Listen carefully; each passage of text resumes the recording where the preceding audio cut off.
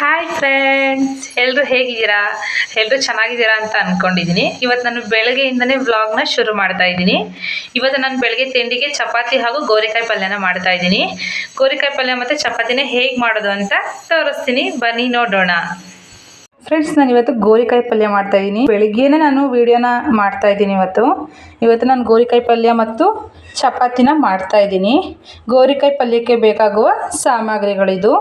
ಮೊದಲು ಎಣ್ಣೆ ಒಂದು ಸ್ಪೂನಷ್ಟು ಸಾಸಿವೆ, ಮೆಣಸಿನ್ಕಾಯಿ, ಕರಿಬೇವು, ಈರುಳ್ಳಿ, ಟೊಮೆಟೊ, ರುಚಿಗೆ ತಕ್ಕಷ್ಟು ಉಪ್ಪು, ಒಂದು ಸ್ವಲ್ಪ ಖಾರದ ಪುಡಿ ಮತ್ತು ನಾನು ಸಾಲ್ಟ್ ಹಾಕಿ ಇದನ್ನು ಬೇಯಿಸ್ಕೊಂಡಿದ್ದೀನಿ.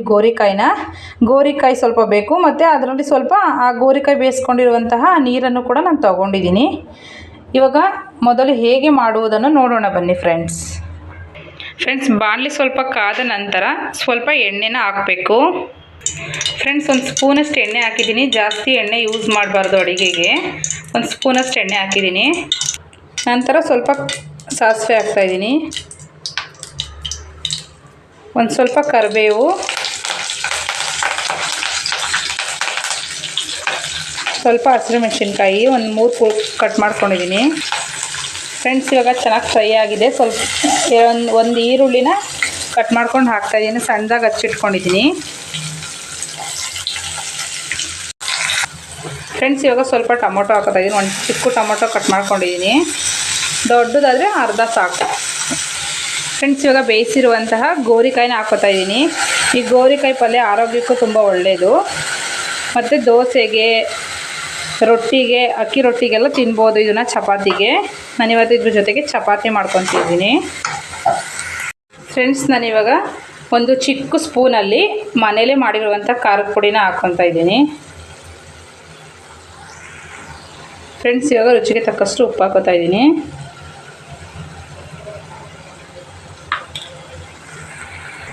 ಫ್ರೆಂಡ್ಸ್, ಇವಾಗ ಪಲ್ಯ ರೆಡಿಯಾಗಿದೆ. ಫೈನಲಾಗಿ ನಾನು ಹೇಗೆ ಬಂತು ಅಂತ ತೋರಿಸ್ತೀನಿ ನೋಡಿ.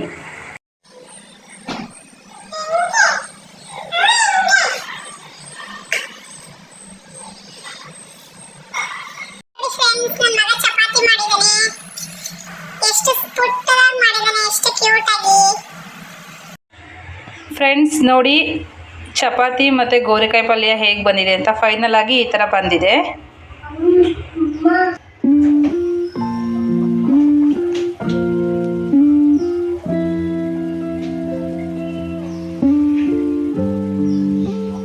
ಫ್ರೆಂಡ್ಸ್, ಇವಾಗ ನಮ್ಮ ಹಸ್ಬೆಂಡ್ ಕೂಡ ಬಂದರು, ನಾಷ್ಟ ತಿಂದರು. ಇವಾಗ ನಾವು ಹೊರಗಡೆ ಹೋಗಬೇಕು ಅಂದ್ಕೊಂಡಿದ್ದೀವಿ.